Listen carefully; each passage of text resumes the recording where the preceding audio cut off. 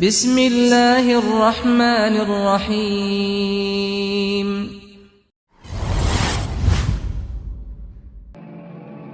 Assalamualaikum warahmatullahi wabarakatuh.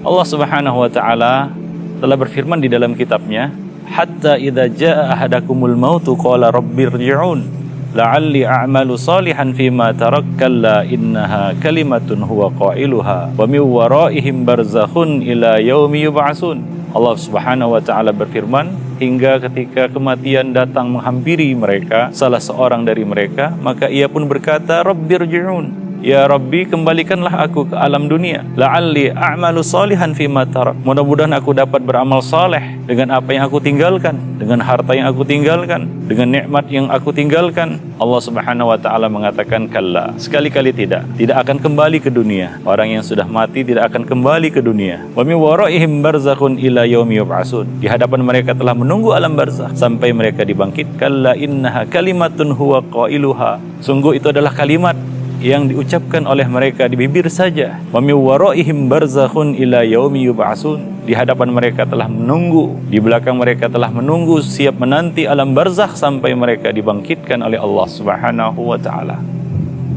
Inilah yang sangat diharapkan, inilah yang sangat diinginkan, diidamkan oleh orang yang mati, yaitu ingin kembali ke alam dunia, bukan untuk bersenang-senang, menikmati kenikmatan dunia, mencicipi kenikmatan dunia yang baru dia tinggalkan, kembali kepada istrinya yang cantik jelita, atau menemui kembali karib kerabatnya, saudara handai tolannya, sahabat-sahabat dan teman-temannya, atau kembali menikmati istana yang dibangunnya. Tidak, akan tapi dia berharap satu perkara, yaitu beramal saleh. Maka dari itu, apabila Allah Subhanahu wa taala masih memberikan kesempatan kepada kita, yaitu nikmat waktu yang Allah Subhanahu wa taala berikan kepada kita, umur, usia yang Allah Subhanahu wa taala berikan kepada kita, maka kita harus memanfaatkannya sebaik mungkin. Janganlah kita lalaikan, janganlah kita abaikan kenikmatan usia, umur yang Allah Subhanahu wa taala berikan kepada kita. Sungguh itu adalah kesempatan bagi kita untuk beramal saleh sebelum kesempatan itu dicabut oleh Allah Subhanahu wa taala. Maka dari itu Allah Subhanahu wa taala berfirman di dalam kitabnya, bersumpah demi masa, sesungguhnya manusia itu berada di atas kerugian. Wal asri innal insana lafi khusrin illa alladhina amanu wa amilus solihat wa tawasaw bil haqqi wa tawasaw bis sabr. Demi masa, sesungguhnya manusia itu berada di atas kerugian kecuali orang-orang yang beriman dan beramal saleh, saling bernasihat di atas kebenaran dan kesabaran. Itulah orang-orang yang selamat dari kerugian. Dia dapat memanfaatkan dengan baik kesempatan yang Allah berikan semasa dia hidup di dunia, yaitu dia gunakan untuk beriman dan beramal saleh, saling bernasihat, saling berwasiat, saling berpesan, saling ingat mengingati di atas kebenaran dan dengan kesabaran.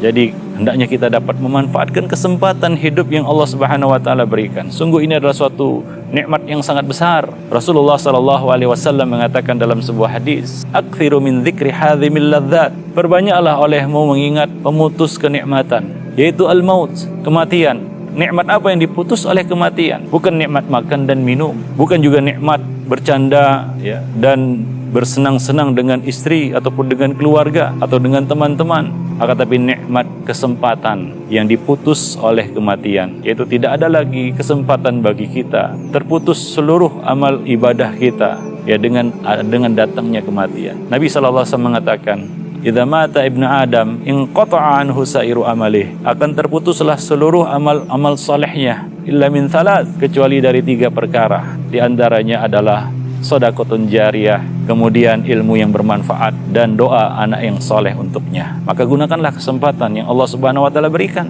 Banyak manusia yang terlalai, lupa akan nikmat yang besar ini. Nabi SAW mengingatkan kepada kita, nikmatani maghbunun fihi makathirun minan nas. Ada 2 nikmat yang banyak memperdaya manusia, yaitu nikmat as-sihhatu wal faragh. Nikmat kesehatan dan kelapangan waktu, kesempatan yang Allah berikan kita lalaikan. Coba perhatikan firman Allah Subhanahu wa taala yang kita bacakan tadi. Seorang yang meninggalkan alam dunia ingin kembali, bercita-cita untuk beramal saleh.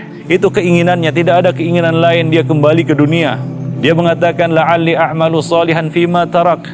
Mudah-mudahan aku dapat beramal saleh dengan apa yang aku tinggalkan. Ya Rabb, kembalikan aku ke dunia sesaat saja untuk beramal saleh. untuk mengatakan harta ini adalah wakaf, harta ini adalah sedekah. Dia ingin kembali ke dunia untuk mengerjakan amal soleh walaupun sesaat. Nah, demikianlah besarnya anugerah kesempatan yang Allah Subhanahu wa taala berikan kepada kita. Maka jangan kita sia-siakan kesempatan hidup di dunia ini. Ingat bahwasanya kematian itu adalah awal dari perjalanan kita. Kita berpindah dari alam dunia menuju alam barzakh. Kemudian kita akan menuju alam akhirat, ya, yang pada akhirnya kita akan menuju terminal akhir dari perjalanan hidup kita ke surga atau ke neraka. Maka dari itu, kesempatan itu tidak datang dua kali.